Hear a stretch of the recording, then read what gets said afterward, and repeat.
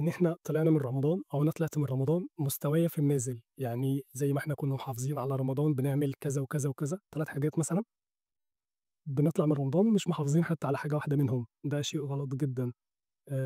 ما فيش حد هيقدر يمشي بقوة رمضان طول السنة، دي حاجة اللي أنا أعرفها والله أعلم ممكن حد يكون ربنا بيعينه إن هو يقدر يعمل كل ده طول السنة، ربنا يعيننا كلنا يعني ويعين الناس، بس معظمنا مش هيقدر يمشي كده طول السنة،